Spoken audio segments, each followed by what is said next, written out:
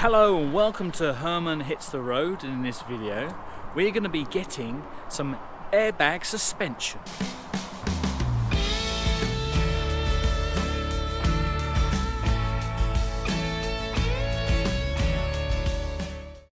That's right, so we are at LNB Tow Bars, and just in the bay there, that's Herman. He's just been pulled in, and hopefully maybe later we might actually get to see them fitting it, but we're not too sure yet. It might not be allowed, but anyway, let's see what happens later. Well, as we're waiting for our motorhomes to be fitted with the airbag suspension, and since LNB are actually in Bristol, we thought we'd take a little bit of a journey, because they've given us a courtesy car. We thought we'd take a look at this. This is a Clifton Suspension bridge. I think it looks magnificent, don't you think?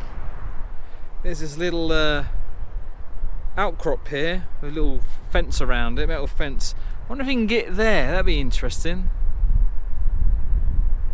Oh, look at that! I just noticed that this road here that follows the river, there's a covering there, so anything falling from the bridge isn't going to fall on any cars. And it's a shame about this building here. It's got all scaffolding around it. But that looks lovely. Oh look, there's Zoe and Chaz. The Clifton Bridge is built by Brunel, one of his amazing achievements. And to cross it, you need it's a £1 toll charge each way. We did drive across it. There's traffic going both ways, but just there, it looks like I think they're doing something like roadworks, or maybe they're cleaning it, maintaining it, or something. And there's a family of kestrels around here. I just see it. It's quite close as well. We are just about to walk across the bridge. The sun is perfect, but there's this placard here. It says Isambard Kingdom Brunel, 9th of April 1806, 15th of September 1859. This tablet was set up by the Clifton Suspension Bridge Trust, 15th of September 1959. So this plaque says, this bridge was designed in 1830 by Isambard Kingdom Brunel. Construction began in 1836, but was interrupted in 1843 through lack of funds. It was not until 1864, 5 years after Brunel's death, that the bridge was completed as a monument to his fame. The chains used being those from the Hungerford Bridge, designed and erected by him in 1843. Walking across now. Almost halfway.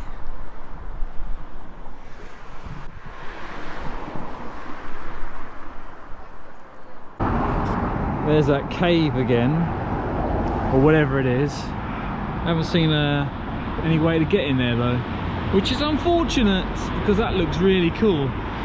We're on the bridge, of course. Just seeing these nuts here. These are fairly large, but then there's this kind of thing here, right? That's quite a large nut, wouldn't you agree? What about that big boy up there though? Look at the size of him. On tiptoes now though. Now we're coming up to the roadworks. I wonder what they're doing. They've got scaffolding out. Oh, they are. They are maintaining. So they've just done a couple of those nuts I've just been showing you, and I guess they're adjusting the tension of the bridge. Or doing something, doing some maintenance. I don't know, I'm not an expert in bridges. They're doing this nut here.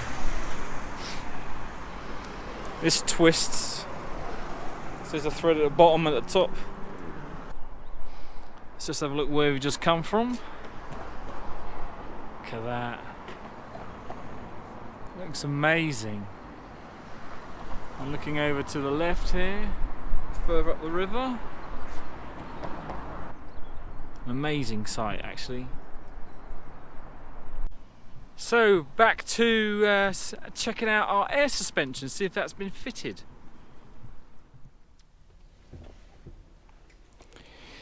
It is the following day, and the airbags have been installed.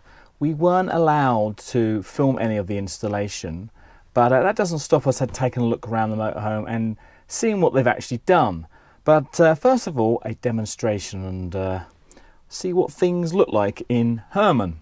So down here, so I'm in the driver's seat at the moment, down here in this little cubby hole, and this is where we normally keep nonsense, I suppose, just bits and change and stuff, just rubbish, little knickknacks. I guess it's the knick-knack drawer. These are the clocks. We've got the right hand side pressure and the left hand side pressure. So this is left wheel, right wheel. We have the switch here and we have the valves. Now if I take this off, it looked like a valve from a tyre, but I won't do that. It's just a matter of pressing these. So it is hooked up to well, not so much the ignition, because the ignition's off, so I'm not going to be doing this all the time, just for demonstration purposes, because we just flat the battery. But this is what happens when I press this button.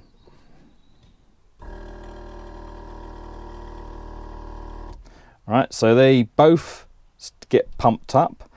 These two let out the air, so at the moment they're more or less on 3, so let's just drop this one down.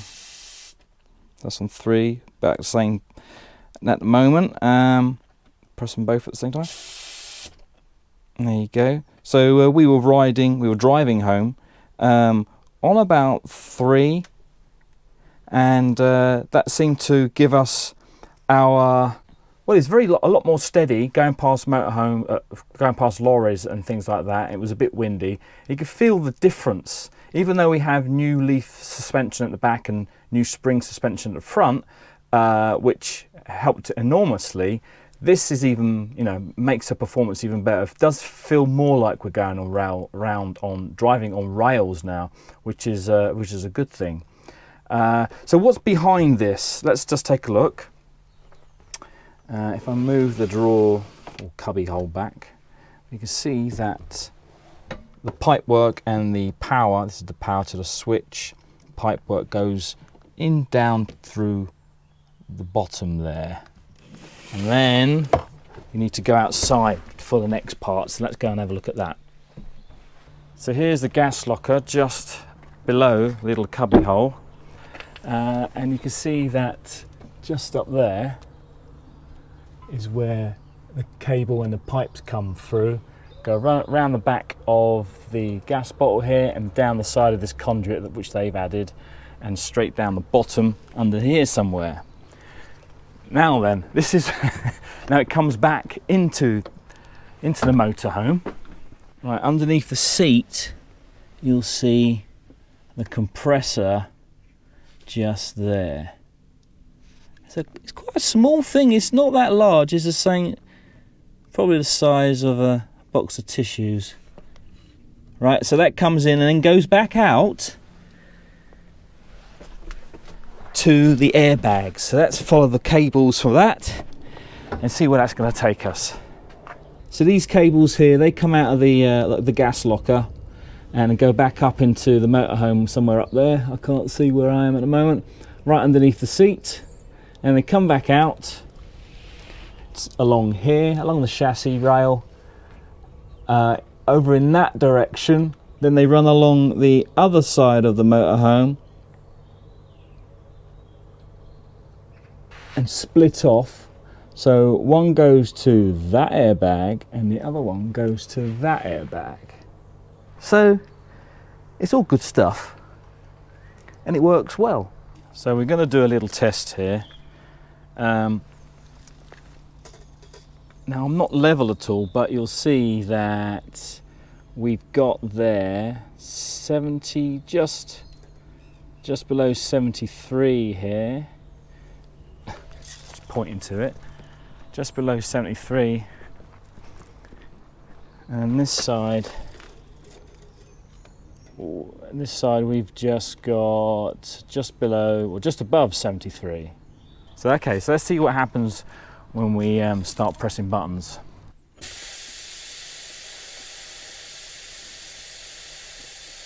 Right, lowering it now, it's gone to about 1 bar coming up to 0. It's almost out. Let's just see what that looks like now. Okay, so now, rather than, what was that, just below 73, it is now 71, which I believe is what it was before we actually had them fitted. Let's look at the passenger side now. This was just below 74, just above 73. Now it is 70, just above 71, say 72. So there's a difference, right? So you're definitely seeing some height difference there. Now let's add some air, shall we? It's coming up to 2. I might take it to 4. So one side is getting more air than the other, which apparently is normal. Oh, I can hear creaking. Let's check that out. So we're up to 4 on the left here, and coming up to 4 on the right. So here we have just above 73. I think it was just below 73 when we put in, when it was at £3, right? 3 bar, sorry. Let's take a look at the passenger side. And now that's on, the passenger side is now on 74.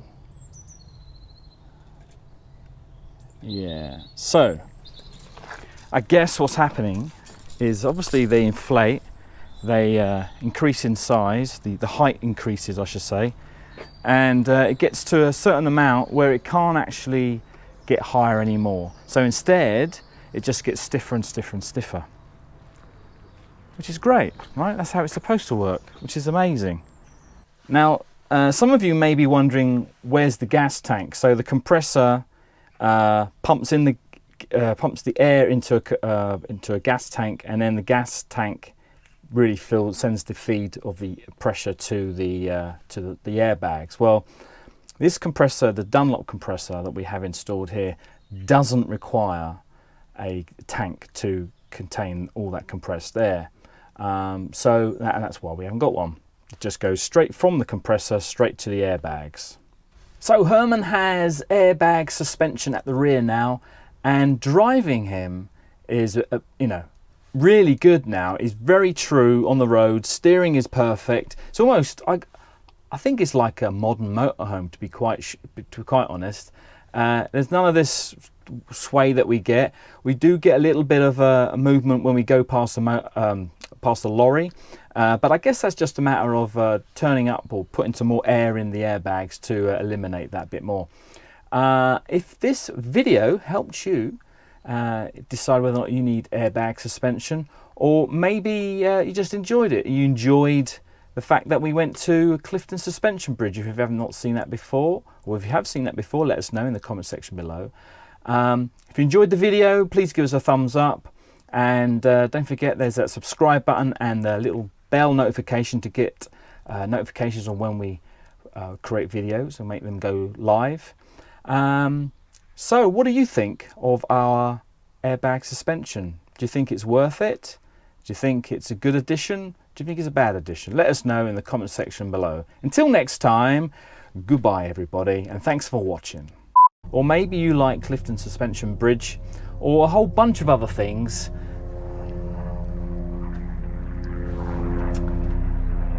There goes Chaz.